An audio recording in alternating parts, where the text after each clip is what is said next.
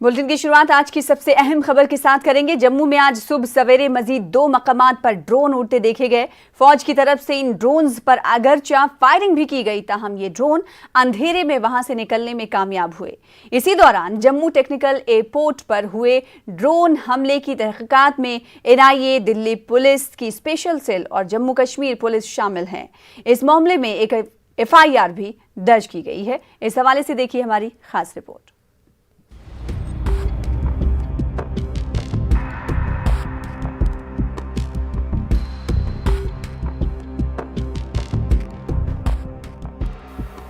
जम्मू के air force station पर हुए ड्रोन हमले के सिर्फ 2 दिन बाद आज मजीद 2 फौजी तंसीबात के ऊपर से ड्रोन उड़ते देखे गए। सुबह सवेरे जब इन ड्रोन्स को देखा गया तो उन पर फौज की तरफ से गोली भी चलाई गई, ताहम वो अंधेरे में गायब हो गए। इनमें से एक ड्रोन रत्नाचक इलाके में सुबह 1:08 पर, जबकि दूसरा कुंजवनी इलाके में सुबह 3 से 4:30 बजे के बीच देखा गया। इसके मद्देनजर जम्मू के फौजी तंसीबात के इर्द गिर्द सिक्योरिटी को मजीद चौकस कर दिया गया। इसी दौरान वजारत दाखिला ने एयरफोर्स स्टेशन पर हुए ड्रोन हमले की तहकीकात की जिम्मेदारी NIA को सौंपी है। NIA, दिल्ली पुलिस और जम्मू कश्मीर पुलिस मिलकर जांच में जुट गए हैं। नेशनल सिक्योरिटी गार्ड की मजीद टीमें आज जम्मू पहुंच गई, जिनको फौजी तंसीबात पर तैनात किया गया है। इस मामले में एक FIR भी दर्ज की गई है। रत्नुचक और सुंजवा एरिया में आज सुबह 3 और ड्रोन देखे जाने के बाद जम्मू में सिक्योरिटी ज़बरदस्त बढ़ा दी गई है और जगह जगह पे नाके लगाए गए हैं और इसके साथ साथ जो पूरा सिक्योरिटी जो सिस्टम है उसको भी बहुत टाइट कर दिया गया है। और अगर हम इंडियन एयरफोर्स स्टेशन की बात करें, जहाँ पे अभी हम खड़े हैं, तो यहाँ आज बहुत ज़्यादा डेवलपमेंट रही। यहाँ पे स्पेशल टीम जो है दिल्ली पुलिस की वो यहाँ पे पहुँची, NIA की टीम यहाँ पे पहुँची, नेशनल सिक्योरिटी गार्ड के जो कमांडोज हैं उनकी एक टीम यहाँ पे पहुँची। सारे अंदर उन्होंने अंदर जो है सबूत जो मिले हैं वहाँ पे उनको वो खंगाल रहे हैं, चीज़ें देख रहे हैं और पूरी जो इन्वेस्टिगेशन का जो अमल है वो आज बहुत हद तक बढ़ गया है, उसका दायरा बढ़ गया है।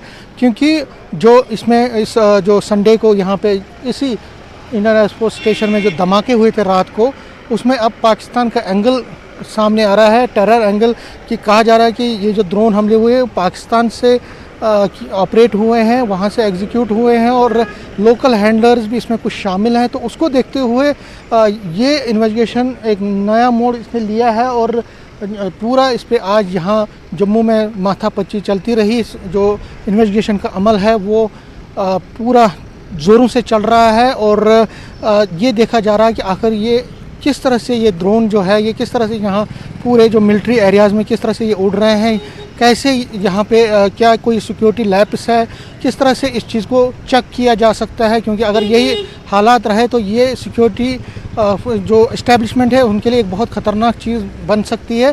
तो पूरी कोशिश की जा रही है कि ऐसी मैकेनिज़्म, ऐसी स्ट्रैटेजी अपनाई जाए और इस तरह से सिक्योरिटी बिल्डअप किया जाए कि ऐसे इंसिडेंट्स या जो ड्रोन के जो नया थ्रेट बन के आया है ड्रोन की वजह से, उसको ख़त्म किया जाए और इस जो नया ख़तरा लाहक हुआ है सिक्योरिटी के लिए उसको किस तरह से डील किया जाए, इस पर सारी जो सारा फोकस है इसी पे अब लगा हुआ है। कैमरामैन चांद के साथ में समीर भट्ट, न्यूज़ 18 जम्मू। हिंदुस्तान ने ड्रोन्स के जरिए दिफाई और तिजारती तंसीबात पर दहशतगर्दाना हमलों का मसला अक़वाम मुत्तहिदा की जनरल असेंबली कॉन्फ्रेंस में उठाया है। वज़ारत उमूर दाखिला में दाखिली सलामती के स्पेशल सेक्रेटरी ESK काऊ मोदी पाकिस्तानी दहशतगर्द तंजीमों की तरफ से हिंदुस्तान को निशाना बनाए जाने के मामले पर बात की। इन्होंने कहा कि दहशतगर्द मज़मूम मकासद पूरे करने के लिए कम लागत वाले ड्रोन्स आसानी से इस्तेमाल कर सकते हैं। आलमी सतह पर दहशतगर्दी के खतरात के मौजू पर तबादले ख्याल में हिंदुस्तानी नुमाइंदे ने अपना मौक़िफ़ अक़वाम मुत्तहिदा के सामने पेश किया। मलोरा पारिमपुरा इलाका श्रीनगर में हुए इनकाउंटर में लश्कर तैयबा का टॉप कमांडर अबरार नदीम और एक पाकिस्तानी मिलिटेंट को हलाक किया गया। मलोरा में ये इनकाउंटर कल दोपहर के बाद शुरू हुआ और आज सुबह सवेरे ये इनकाउंटर इख्तिताम पजीर हुआ। कश्मीर पुलिस के मुताबिक कल दोपहर पारिमपुरा नाके पर एक गाड़ी को रोका गया जिसमें अबरार नदीम था। ड्राइवर और अबरार को गिरफ्तार कर लिया गया और इन्हें पुलिस स्टेशन ले जाया गया, जहां उनकी पूछताछ शुरू की गई। इस दौरान उसके कब्जे से एक दस्ती बम और एक पिस्तौल बरामद हुआ। पुलिस के मुताबिक तफ्तीश के दौरान अबरार ने इंकशाफ किया कि उसने अपनी AK-47 राइफल मलोरा में वाक़ एक मकान में रखी हुई है। उसके फौरन बाद वहां मुश्तबा मकान का सिक्योरिटी फोर्सेज ने मुहासरा किया। अबरार को हथियार बाजियाब करने के लिए उस मकान में ले जाया गया। जब सिक्योरिटी फोर्सेज की पार्टी ने असलहा को बाजियाब करने के लिए घर में दाखिल हो रही थी तो उसका एक साथी जो पाकिस्तानी था, जिसके बारे में अबरार ने कुछ जाहिर नहीं किया था, घर में छुपकर सिक्योरिटी फोर्सेज पर फायरिंग कर दी। इस दौरान CRPF के 3 एहलकार जख्मी हुए। फायरिंग के तबादले में फिर पाकिस्तानी मिलिटेंट के साथ लश्कर तैयबा का टॉप कमांडर इब्राहिम नदीम भी मारा गया। जाए वकू से गोला बारूद के साथ 2 AK-47 राइफलें बरामद हुई हैं। पुलिस के मुताबिक अबरार दिगर मिलिटेंटों के साथ साथ मुतादिद हलाकतों में भी मुलव्विस था। कल मॉर्निंग में वो अबरार वहाँ से निकला था नॉर्थ कश्मीर से, और जो मुस्लिम जो है एक पाकिस्तान टेररिस्ट, दोनों को मिल के एक बहुत बड़ा हादसा 2 जगह करना था कल। उससे पहले हम लोग जिस गाड़ी में आ रहा था, हमारे एक स्पेशल नाका के CRPF पुलिस ने उसको पकड़ लिया। पकड़ने के बाद उसको हम लोग थाना में ले गए, इंट्रोगेट किया गया। ये ज्वाइंट इंट्रोगेशन था जिसमें CRP आर्मी पुलिस तीनों विंग मिलके इंट्रोगेट किया।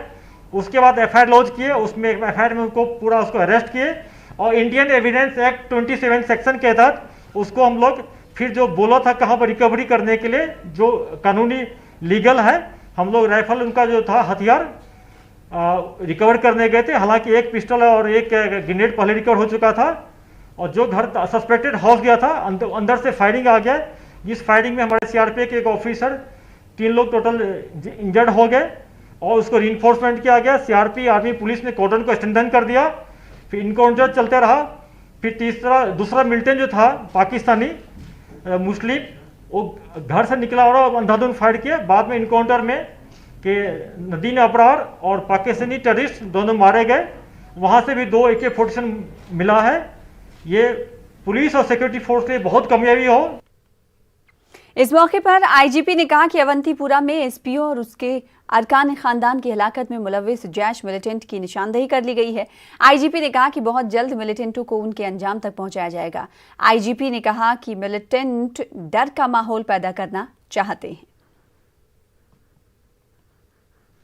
तराल में एक इंसिडेंट हुआ था जिसमें हमारे एक SPO को शहीद कर दिया गया। जब उसकी वाइफ और बेटी बचाने आई तो मिलिटेंट ने उस पर भी अंधाधुंध फायर किया, उसको भी शहीद कर दिया। उसमें जैश मोहम्मद का एक पाकिस्तानी मिलिटेंट था और एक जैश का लोकल मिलिटेंट उसमें इन्वॉल्व था। उसको हम लोग आइडेंटिफाई कर लिए हैं, पीछे पड़े हैं, ट्रैक कर रहे हैं। बहुत ही जल्दी उसको हम लोग न्यूट्रलाइज कर लेंगे।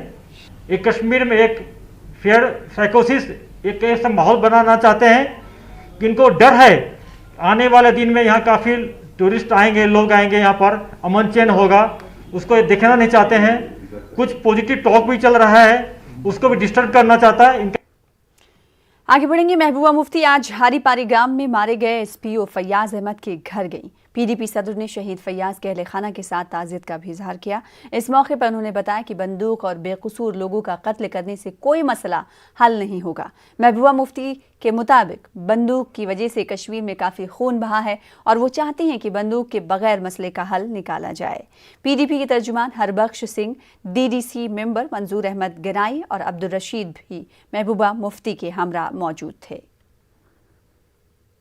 जो हो गया बहुत दर्दनाक वाक़या है ये, जिसमें एक ही घर के 3 लोग शहीद किए गए हैं।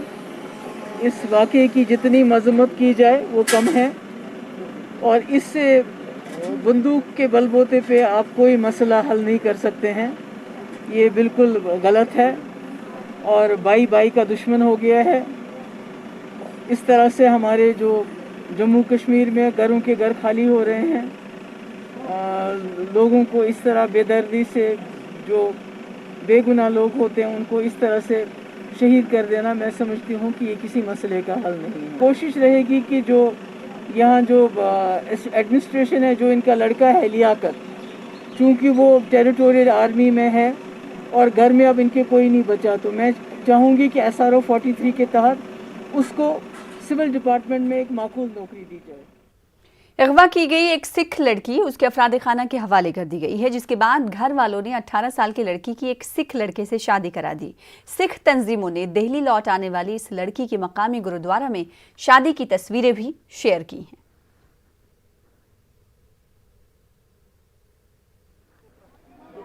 हम अपनी बेटी को वापस लेने में कामयाब हुए। हमारे लिए, जैसे हमने बार बार कहा था, किसी भी सूरत के अंदर यह बर्दाश्त नहीं किया जा सकता इस तरह से बेटियों के साथ जो फोर्सफुल कन्वर्जन हो रही है। हम अपने लोगों को और आप सबको यह आश्वासन दिलाते हैं, हम बेटी धनप्रीत कौर को भी हमारे परिवार की बेटी है, किसी भी सूरत के अंदर, किसी भी हाल के अंदर, चाहे धरती फट जाए, आसमान हिल जाए, लेकिन अपनी बेटी को किसी भी सूरत के अंदर किसी के पास इस तरह जाने नहीं देंगे। मीडिया बंधुओं का, सरकार का धन्यवाद करता हूं और फिर से कहता हूं, धनमीत कौर की शादी नहीं हुई, एक फेक प्रोपोगंडा किया जा रहा है, डॉक्यूमेंट तैयार करके उसको डराया और धमकाया जा रहा है।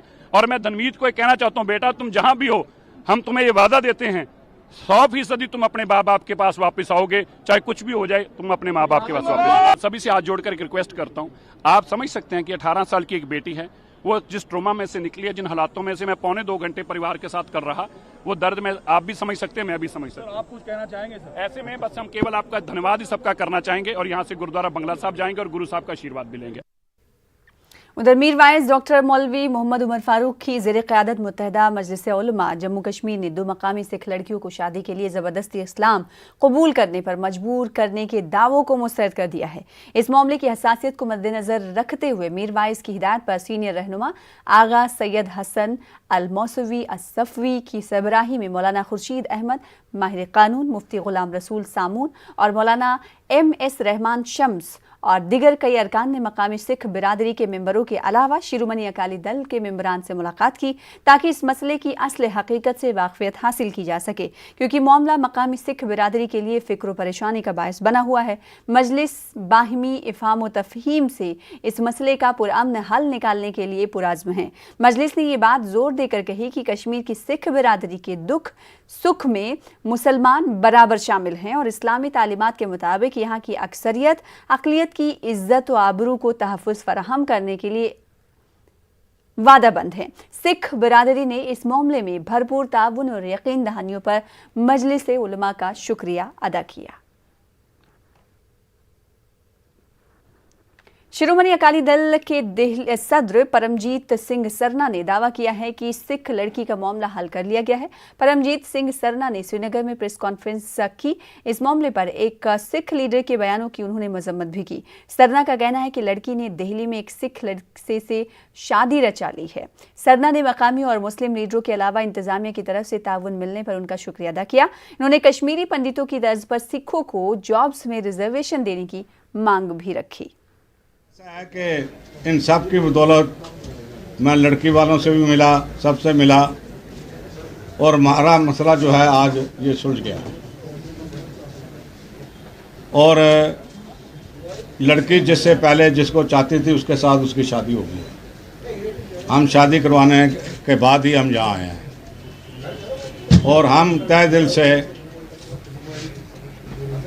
इन सब के आभारी हैं, गवर्नर लेफ्टिनेंट गवर्नर साहब के भी, एडमिनिस्ट्रेशन के भी और जितने भी मुस्लिम ऑर्गेनाइजेशंस हमें मिली हैं, कई मस्जिदों के मौलवी साहब मिले हैं, उन सब के हम आभार प्रकट करने आपके सामने आए हैं। और ये मैं दुआ करता हूँ कि ये हमारे जो संबंध हैं ये हमेशा टिके रहें। जिन आदमियों ने यहाँ के ऐसे भड़काने वाली बातें की हैं मैं सख्त निंदा करता हूं।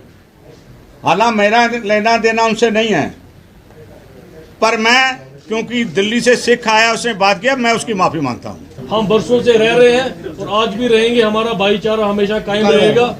हमारी सिर्फ आप लोगों से ये विनती है, जो हमारा भाईचारा परसों से बना है इतने सालों से बना रहा है। हम इस भाईचारे को खराब ना होने दें। अगर कोई ये गलती करता है, हमें जरूर उसको सलाखों के पीछे पहुंचाना चाहिए।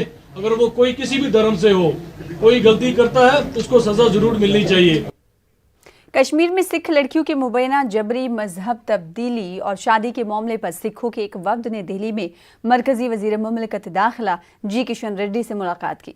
इस मौके पर सिख वफ्द ने जम्मू कश्मीर में तब्दीली मजहब कानून लाने की अपील की। मरकजी वजीर ने यकीन दिलाया कि हुकूमत इस मामले पर गौर करेगी।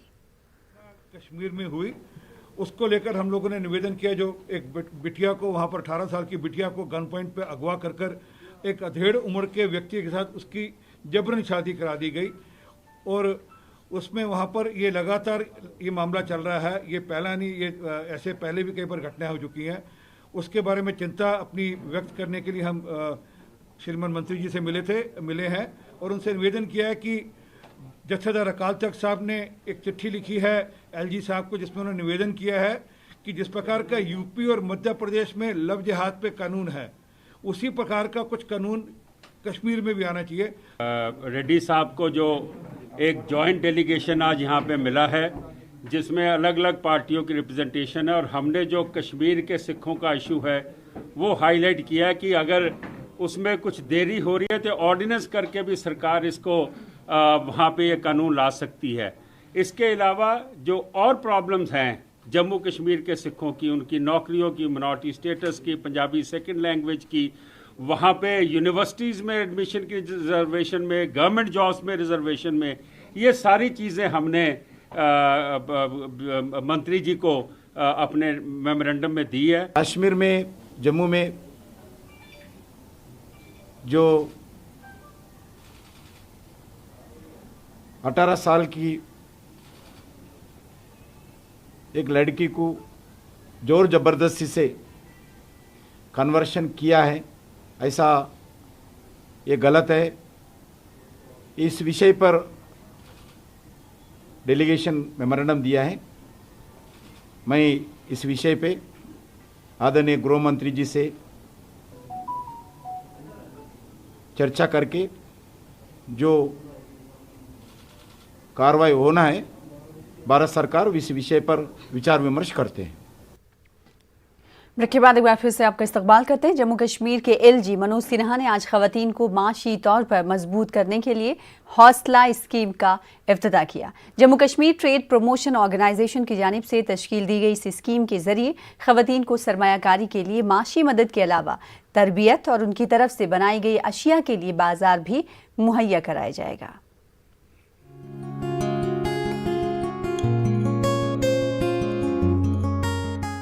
इसके आईसीसी श्रीनगर में लेफ्टिनेंट गवर्नर मनोज सिन्हा ने हौसला नामी स्कीम का इफ्तिताह किया। इस मौके पर जेकेटीपीओ के ओहदेदारान के साथ साथ जम्मू कश्मीर के कई आला ओहदेदार मौजूद रहे। हौसला नामी ये स्कीम तिजारत और सनती शोबे में खवातीन का रोल बढ़ाने और इन्हें बाइख्तियार बनाने की एक बड़ी कोशिश मानी जा रही है। ये scheme Jammu Kashmir trade promotion organisation यानी जेकेटीपीओ ने तश्कील दी है। इस स्कीम के तहत तिजारत और सनत से वाबस्ता खवातीन को माली मदद के अलावा ट्रेनिंग और मार्केट भी फराहम की जाएगी। लेफ्टिनेंट गवर्नर मनोज सिन्हा ने इस मौके पर जम्मू कश्मीर खवातीन की काबिलियत और उनके हौसले की तारीफ की। उन्होंने कहा कि यहाँ की स्कीम को इस तरह बनाया गया है कि खवातीन को कम से कम कागजी कार्रवाई करनी पड़े। आईना जब बयान देता है, मेरा किरदार इस जमाने में 12 इम्तिहान लेता है। पंख अपनी जगह पे वाजिब हैं, हौसला भी उड़ान देता है। मुझे लगता है कि बहुत ही साइंटिफिक ढंग से काम करके ये प्रोग्राम बना है, जो जम्मू कश्मीर में विमेन एंटरप्रेन्योर्स के इकोसिस्टम को मजबूत करेगा। जब इस कार्यक्रम की रूपरेखा बनाई गई थी, उस वक्त इस बात का खास ध्यान रखा गया है, जम्मू कश्मीर में महिला उद्यमी इकोसिस्टम को मजबूत करने की बेहद जरूरत है और उसके लिए वित्तीय सहायता और ट्रेनिंग दोनों की आवश्यकता है। प्रोग्राम के दौरान कुपवाड़ा की अतीका नामी लड़की ने जज्बाती अंदाज में बयान किया कि इन्होंने गुर्बत से लड़कर कैसा अपना स्कूल खोलने का ख्वाब पूरा किया। नीतू बाली ने भी अपने हौसले की उड़ान का जिक्र किया। इन्होंने ज्यादा से ज्यादा लड़कियों को अपने ख्वाब पूरे करने के लिए सरकारी स्कीमों का फायदा उठाने की तलकीन की। लड़कियों में हौसले की कमी नहीं होती है, एक चीज़ की कमी होती है कि उन्हें एक सही ट्रेनिंग मिले और पेरेंट्स, सबसे पहले पेरेंट्स का सपोर्ट मिले, अपने घर वालों का सपोर्ट मिले। और सेंट्रल स्कीम्स इस वक्त बहुत ज़्यादा हैं, पैसों की कमी नहीं है, बस कमी इतनी है कि हमारे हौसले की, हम अपना हौसला दिखाएं और अपने पेरेंट्स का सपोर्ट पाए। लड़कियां तो क्या, हमारे रूरल एरियाज़ में लड़कों को भी पता नहीं है, स्कीम्स बहुत ज़्यादा हैं लेकिन हमारे पास अवेयरनेस नहीं है। अवेयरनेस की कमी की वजह से हम सेंट्रल स्कीम्स का फ़ायदा बिल्कुल नहीं उठा पा रहे। हौसला दिखाइए, हिम्मत दिखाइए, आगे आ जाइए, बस उनमें कोई कमी नहीं है। लड़कियां बहुत अच्छा कर सकते हैं, इनफैक्ट लड़कों से ज़्यादा आगे बढ़ सकते हैं, क्योंकि लड़कियों में बर्दाश्त की क़वत जो होती है वो लड़कों से ज़्यादा होती है। मुझे लगता है कि अवेयरनेस की बहुत ज़रूरत है, क्योंकि फाफलंग एरियाज़ भी हैं और जो अर्बन एरियाज़ के हैं उनको, फीमेल्स को बाहर जाने में दिक्कत आती है, तो अवेयरनेस क्रिएट करने की ज़्यादा ज़रूरत है। JKTPO की मैनेजिंग डायरेक्टर अंकिता कार का कहना है कि स्कीम से फायदा उठाना आसान बनाया गया है, लेकिन ये स्कीम उन लड़कियों और खवातीन के लिए है जिन्होंने छोटा मोटा ही सही लेकिन कोई कारोबार शुरू किया है। आप ही के ज़रिए से मैं सबको रिक्वेस्ट करूंगी कि वो आए। इसका तरीका बहुत सिंपल है, हमने एक वेबसाइट स्पेशली बनाया है इसी पर्पस के लिए, राइट, www.hosla.jktpo.in। इस पे आप जाइए, रजिस्ट्रेशन, जिसको भी थोड़ा सा टेक्नोलॉजी आती है, वेबसाइट में आजकल हर चीज़ में रजिस्ट्रेशन होता है, तो उसमें से होगा। अगर आपको ईजिली इंटरनेट अवेलेबल नहीं है तो DC ऑफिसेस में भी हम ये फॉर्म्स अवेलेबल करेंगे। जम्मू कश्मीर यूथ मिशन जल्द ही तेजस्वी नाम की एक स्कीम लॉन्च करने वाली है, जिसके जरिए खवातीन के लिए रोजगार के मजीद मौके फराहम किए जाएंगे।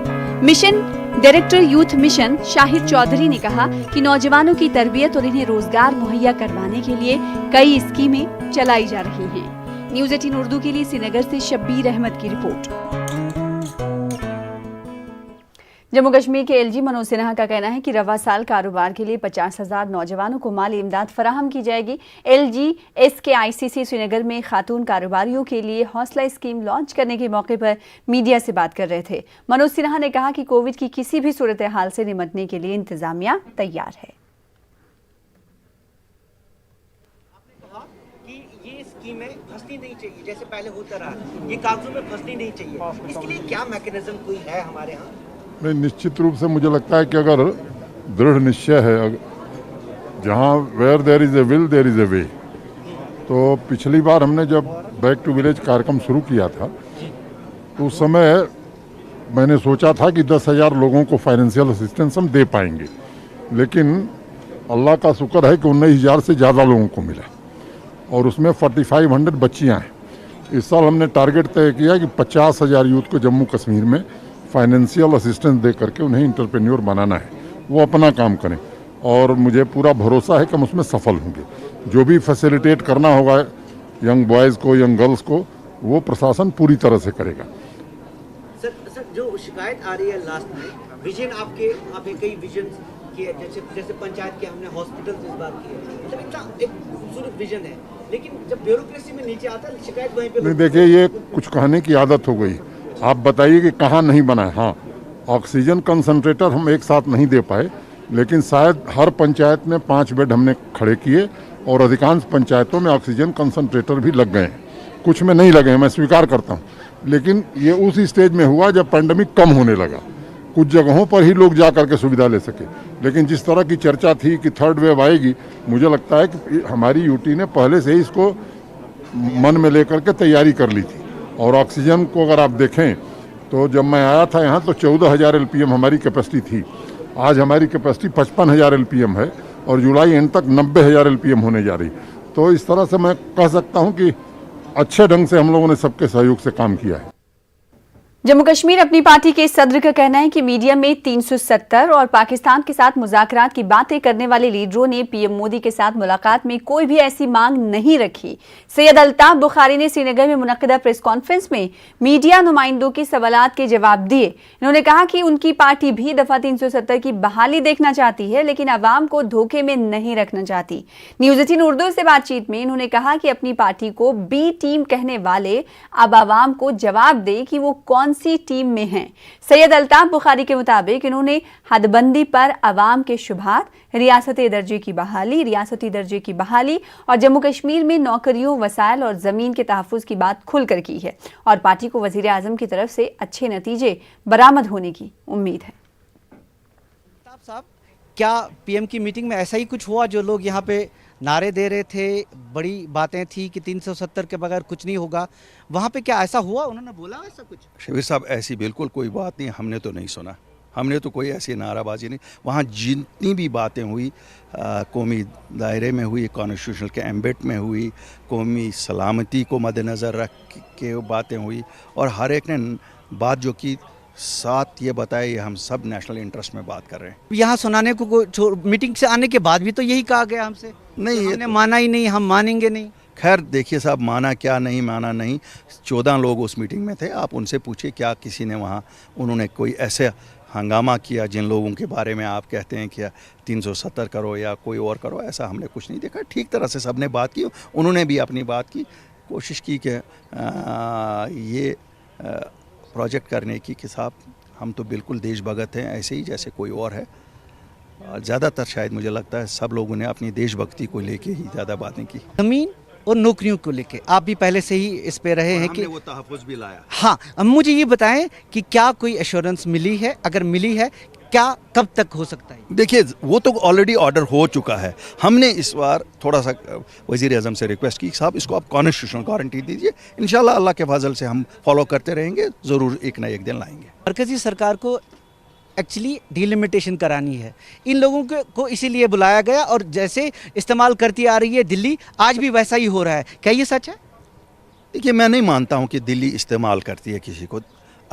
हमारा खो गया है, हमारी स्टेट उड़ गई है, हमारी अवामी सरकार नहीं है, हमें चाहिए अवामी सरकार, हमें चाहिए स्टेट हुड वापस। इसलिए मैं अगर गया मीटिंग में, मैं इसलिए गया कि मैं अपनी दोहार जो मैं हर बार जब जाता हूं दिल्ली में कोशिश करता हूं वज़ीर दाखिला से मिलता रहूं, दूसरों से मिलूं, इसी बात पे कि साहब जल्दी इलेक्शन कराइए, हमें स्टेट हुड जल्दी वापस दीजिए। तो आज मुझे खुशी है सब लोग गए, वही बात कही जो मैंने कही थी, कम से कम हमारी विंडिकेशन स्टैंड की होगी।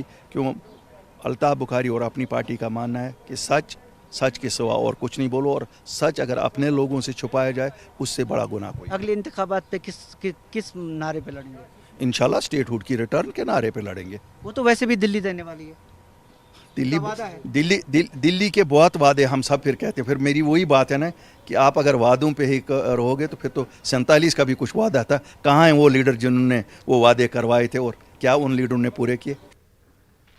सब डिवीजन बानेहाल की तहसील खड़ी के हिजवा इलाके में आग की एक खौफनाक वारदात में बड़े पैमाने पर माली नुकसान हुआ, लेकिन खुशकिस्मती से किसी तरह के जानी नुकसान की इत्तला नहीं मिली है। कई रिहायशी मकान जलकर राख हुए हैं। आतिशज़दगी के दौरान मजीद रिहायशी मकानों को बचाने के लिए फौज, पुलिस और मकामी लोग मुसलसल कोशिशों में लगे रहे। ये आग आज दिन में तकरीबन 11 बजे के करीब नमूदार हुई थी। कई घंटों की कड़ी मशक्कत के बाद आग को फैलने से रोका गया।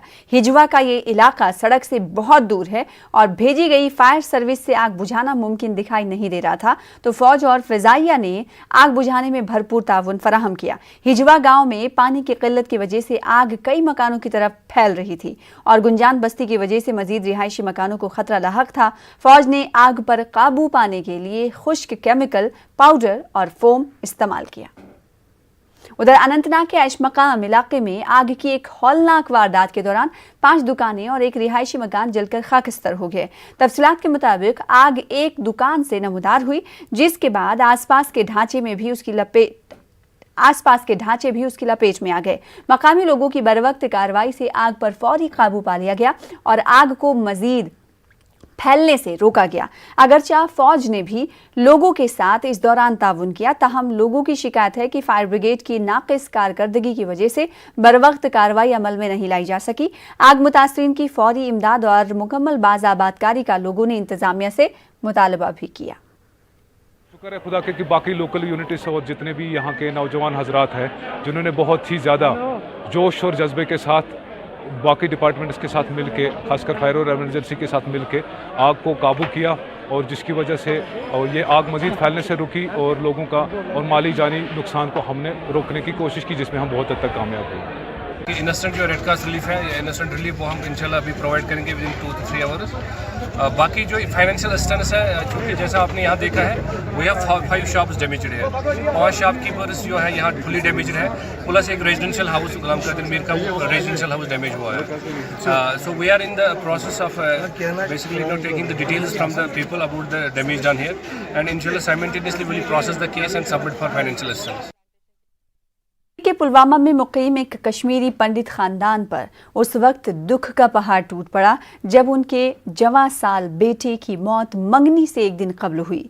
खुशी की तकरीब मातम में तब्दील होने से अहले खाना के साथ साथ मकामी मुसलमानों में भी काफ़ी रंजो गम दिखाई दे रहा है। देखिए बिलाल खान की ये रिपोर्ट।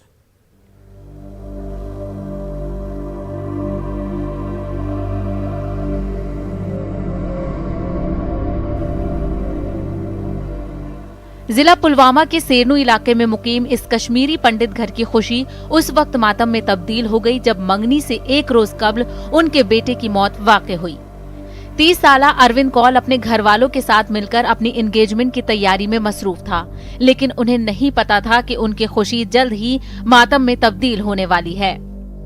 अरविंद को रात के दौरान किसी कीड़े ने काटा था। सुबह उसे अस्पताल ले जाया गया, जहां पर उस वक्त मौजूद तिब्बी अमले ने उसे एक इंजेक्शन दिया, जिसके बाद वो घर वापस आया, लेकिन घर में कुछ ही देर बैठने के बाद उसकी अचानक मौत वाक़ई हो गई।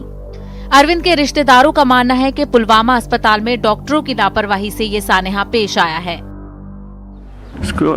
इसकी एंगेजमेंट दूसरी दिन थी। एंगेजमेंट के दौरान वो श्रीनगर गया था, उसमें वहाँ वो प्रिपरेशन करने के लिए चीजें वीजें लाने थी, वो लाया और फिर सो गया घर में। फिर वहाँ से पता नहीं, बोलते हैं मेरे को किसी ने यहाँ कीड़े ने किसी ने काटा है, उसको स्टिंग किया उसको।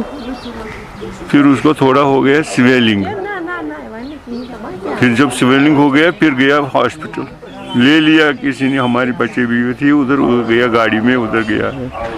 उन्होंने डॉक्टरों ने भी पता नहीं, मैं देखता हूँ ना, मैं सोचता हूँ पहले उनको थोड़ा कुछ करना था, वो क्या वो उसको बोलते हैं टेस्ट डोज करने के बगैर ही उसको क्या किया, हाई ड्रग दे दिया, वो इन्फेक्शन के इंजेक्शन दिए, 1 घंटे उधर रखा, उधर से उन्होंने चाय का 1 कप पिलाया, फिर वो वहाँ से वापस आ गया।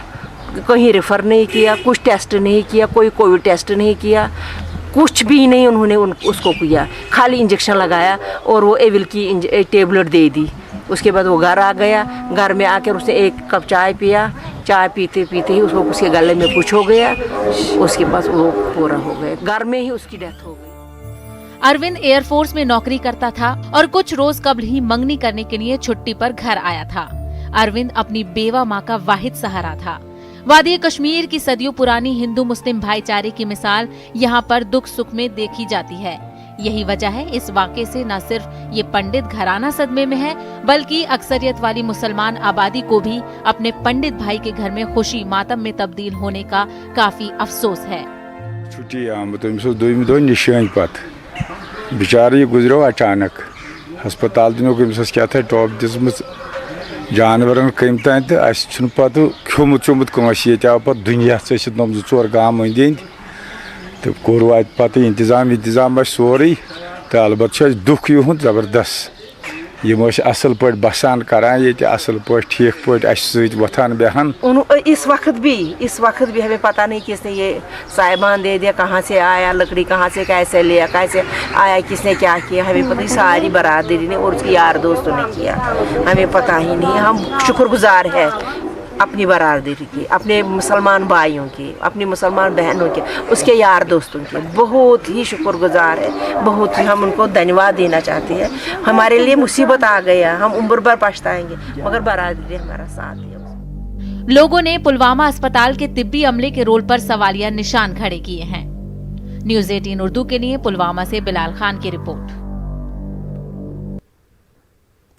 मारूफ और मुमताज़ इल्मी व अदबी बुजुर्ग शख्सियत मुअल्लिम कुरान आगा सैयद मंजूर अल-मौसवी मुख्तसर अलालत के बाद इंतकाल कर गए। इन्होंने इल्मी दुनिया में काफ़ी खदमात अंजाम दी। इन्होंने रेडियो और टेलीविज़न पर बेशतर मरतबा प्रोग्राम भी पेश किए।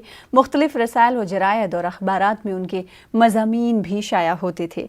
आगा सैयद मंजूर अल मौसूवी के इंतकाल पर जम्मू कश्मीर के मजहबी, समाजी और सियासी रहनुमाओं ने रंजो गम का इजहार किया है। इन्होंने लवाहिकीन के साथ इजहार ताज़ियत पेश किया। इन्होंने कहा कि मरहूम की खिदमत को कभी फरामोश नहीं किया जा सकता और शरईशियान के साथ भी वाबस्ता थे। मरहूम की इज्तिमाई फातिहा खानी 30 जून यानी कल उनके आबाई गांव में अंजाम दी जाएगी। सैयद मंजूर मौसूवी साहब, इन्होंने काफ़ी दीनी खिदमत अंजाम दी और समाजी खिदमत भी। हमेशा ये पेश रहा करते थे लोगों की मुश्किलात को हल करने में। आज इनकी रहलत से कौमी नुकसान हो गया, हम इसके लिए बहुत अफसोस का इजहार करते हैं। Kashmir lakes and waterways development authority ने डल झील के किनारे पर बायोडाइजेस्टर्स नस्ब करने शुरू कर दिए हैं। DRDO की तरफ से तैयार करदा ये बायोडाइजेस्टर्स श्रीनगर के तेलबल इलाके में लगा दिए गए हैं। पायलट प्रोजेक्ट के तहत झील को पाक रखने के लिए इक़दाम किए जा रहे हैं।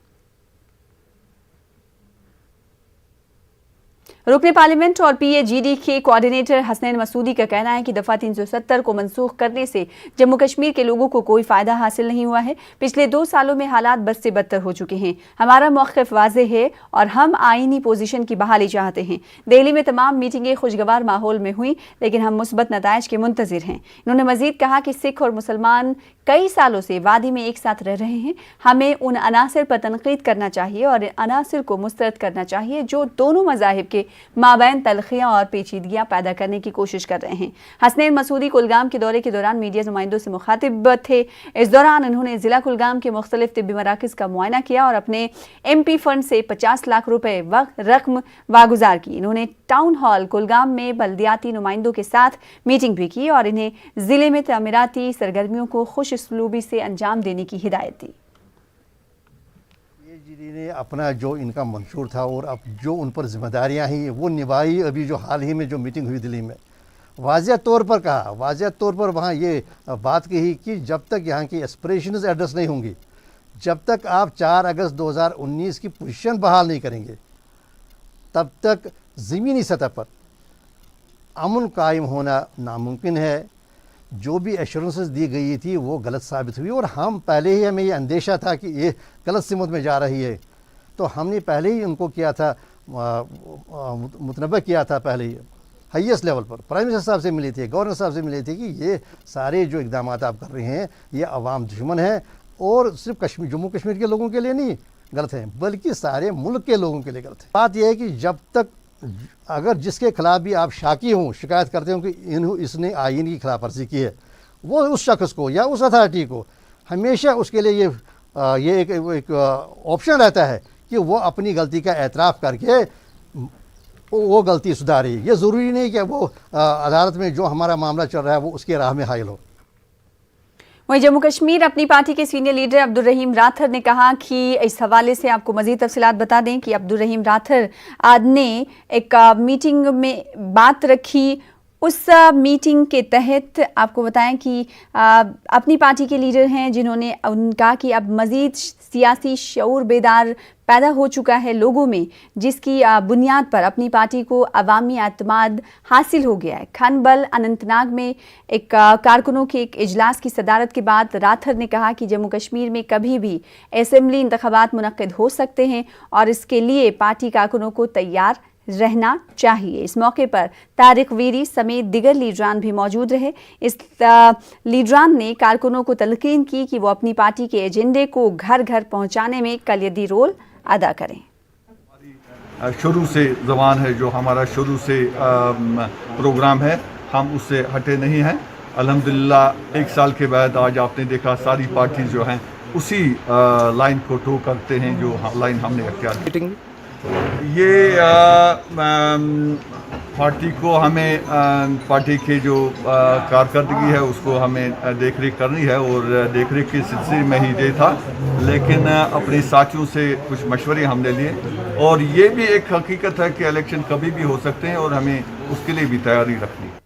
गुज़िश्ता 3 बरसों के दौरान म्युनिसिपल कौंसिल अनंतनाग से सुबुकदोश होने वाले स्वीपर्स व दीगर मुलाजमीन के लिए टाउन हॉल अनंतनाग में एक तकरीब का एहतमाम किया गया। इस तकरीब की सदारत कौंसिल के सदर हिलाल अहमद शाह ने की। इस मौके पर नौकरियों से रिटायर्ड हो चुके अहलकारों को दरपेश मसाइल के बारे में कौंसिल सदर ने जानकारी हासिल की। मुस्तकबिल में भी इन्हें हर तरह की मुमकिन मदद और ताउन फराहम करने का भी यकीन दिलाया गया। इस मौके पर हिलाल शाह ने कहा कि मुलाजिम किसी भी शोबे की रीढ़ की हड्डी होता है। रिटायरमेंट के बाद मुलाजमीन को हर तरह का ताउन फराहम करना भी मुताल्लिका शोबे की जिम्मेदारी होती है। 2 साल के वक्फे के बाद कश्मीर में टूरिज्म डिपार्टमेंट ने रिवर राफ्टिंग को दोबारा शुरू कर दिया है। डायरेक्टर टूरिज्म ने मुताल्लिकीन के हमरा इस खेल का इफ्तिताह किया। जिला गांधरबल के अबूसान इलाके में नाले सिंध पर यह एडवेंचर स्पोर्ट मुनक्किद किया जाता है। यहाँ आए सयाहों और मकामी लोगों में इस राफ्टिंग स्पोर्ट्स की शुरुआत पर खुशी की लहर है। कोविड प्रोटोकॉल के चलते यहाँ काफ़ी कम टीमें राफ्टिंग में शामिल हुई। ट्रैकिंग के अलावा यहाँ दीगर सरगर्मियों का दोबारा आगाज़ करने का महकमे सयाहत ने तहैया कर लिया है। डायरेक्टर टूरिज्म GA नेतू ने मीडिया से बातचीत करते हुए कहा कि यहाँ दरियाए सिंध के किनारों पर मौजूद कुदरती शान और शौकत की तारीफ मैं करता हूँ। उन्होंने साथ ही बताया कि उनके महकमे ने सयाहती सेक्टर के अहया के लिए कई इक़दाम किए हैं। रश बोलते हैं, जो जैसे आपको कोई भी थ्रिलिंग एक्टिविटी से आता है तो वो डेफिनेटली ये शुरू हो जाए तो ये बहुत आपके लिए एक टूरिज्म को बूस्ट मिलेगा। एंड यहाँ पे सब कुछ बहुत सेफ है, तो आई वुड डेफिनेटली रिकमेंड कि ये होना चाहिए और लोगों को आना चाहिए। मैं मुंबई से आई हूँ तो मैं इतनी एक्साइटेड हूँ यहाँ करने के लिए कि अब लोगों को शुरू करना चाहिए। यहाँ पे बहुत सपोर्टिव है गवर्नमेंट, लोग, यहाँ की टूरिज्म इंडस्ट्री, तो I think everything should start again. आज बहुत टाइम बाद 2 साल कोविड पैंडमिक के बाद आज ये राफ्टिंग यहाँ पे स्टार्ट हुई है। उससे पहले हुआ करती थी लेकिन पैंडमिक की वजह से अब ये बंद हो गई। अब बहुत अच्छा लग रहा है ये देख के कि यहाँ पे अब हम अभी करने वाले हैं राफ्टिंग यहाँ से लगभग 5 किलोमीटर। तो बहुत ही अच्छा लग रहा है, हमें बहुत अपॉर्चुनिटीज़ भी मिलेंगी इससे। तो 2 जगह हैं जो बहुत ही मशहूर हैं जहां हमारे टूरिस्ट्स आते हैं, यहाँ लोकल्स आते हैं और यहाँ पे जो है राफ्टिंग का बड़ा आनंद लेते हैं। This is one of the best places जहाँ तक जो है राफ्टिंग का सवाल है। और मुझे पूरी उम्मीद है कि आने वाले दिनों में डिपार्टमेंट ने जो प्लान किया हमारे प्राइवेट स्टेक होल्डर्स के साथ मिल करके, हम जगह जगह जो है नॉट ओनली राफ्टिंग बल्कि ट्रैकिंग, जो बाकी एक्सपेडिशंस हैं, खासतौर से एडवेंचर टूरिज्म जहाँ जहाँ भी पॉसिबिलिटी है उसको एक्सप्लोर कर रहे हैं ताकि लोग जो है एक नया फेज जो टूरिज्म का हमारा है इसमें ज़्यादा से ज़्यादा लोग इंटरेस्टेड हो। शोपिया के नौजवान ने जर्मनी की यूनाइटेड वर्ल्ड कॉलेजेस स्कॉलरशिप हासिल कर ली है। स्कॉलरशिप 60 लाख रुपए रकम पर मबनी होती है। शोपिया पांजोरा में 11वीं के तालिबे इल्म इनायत यूसुफ की इस बड़ी हुसूलियाबी से सभी खुश हैं। इनायत के वालिद दुकान चलाते हैं लेकिन इनायत ने बैरून मुल्क अपनी पढ़ाई का ख्वाब पूरा कर लिया है।